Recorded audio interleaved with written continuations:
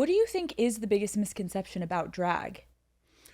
Oh, I don't know. I stopped trying to figure out what people think or try to put any credence on what other people think. People are Are crazy. weird. I Yeah. remember you said that in the beginning of this interview, and I'm like, that feels like that's the episode title. People are weird. Well, It's when true. when you free yourself from that, when my Mm-hmm. mother said, "If they ain't paying your bills, pay them bitches no mind," or what other people think of me is none of my business. When you free yourself of that, it leaves so much room for your own frequency to resonate and transmit through you, Totally. because that kind of thinking of what other people think of you takes up so much space. It's exhausting. It's We don't have exhausting. time. There's no time. And when I hit 30, I realized the biggest lesson I got when I was turned 30 was I don't have to like everyone and everyone doesn't have to like me. Amen.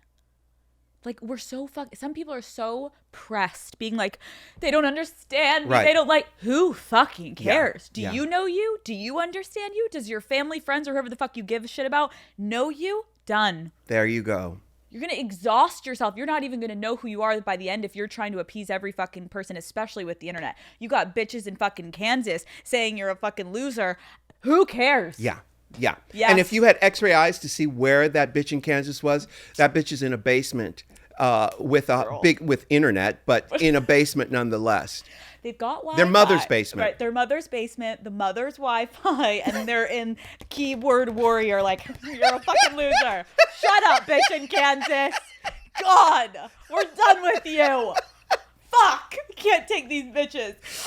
Okay, you write in your book, you're born naked and the rest is drag. What do you mean by that? So you are born naked. So that concept allows you to create whatever life you want. You are a co-creator with whatever the source is. I mean, some people say God, some people say whatever you choose to be the source, you are a co-creator with that. Yeah. That's a lot of responsibility. It is a lot, but it's also, it is exciting if you look at it in the right way. Like, we do have, for the most part, autonomy over ourselves. Yeah. Sort of. Yeah. I don't need to get into the laws going Yeah. on right now. Fuck yourselves. But it is exciting to know you can control yourself. And I think sometimes we get a little in the clouds and we start to look around us too much, where it's like, why are you trying to be like that person, that person, that person? Why are you trying to be, blah, blah, blah. What do you want? Yeah. And I don't think we ask ourselves that enough, because I don't think we're taught it. Like you said in the middle of this interview, you were like, my mom told me, like, stop being emotional, Ru, and stop doing this. But it was all, again, projection from your mother. It's like, well, maybe the most beautiful part of you is that you're emotional. Sure. Maybe you should lean into that. What do you want? And I think we can take from this, especially, just like, live the way that you want to live and block out as much noise as you possibly can. It's hard, but when you do it, there is some peace and quiet that you can find within yourself. It is hard. And of course, all roads lead to, are you willing to be in this moment with yourself, which is a tall order, because the first thing you would recognize if you did that was how much pain you're in. So again, you have to walk through that fire, which is painful, to get to your true self. Because a lot of us, we sweep the emotions. In my case, I dissociate it with myself. We sweep a lot of our feelings under the rug. I did that with drugs and alcohol until I had to pay the bill. And when you look at the bill, you're like, what? Fuck, it's big and long. Who ordered the Pellegrino? What does the Pellegrino stand for in your life, Ru? What does it symbolize?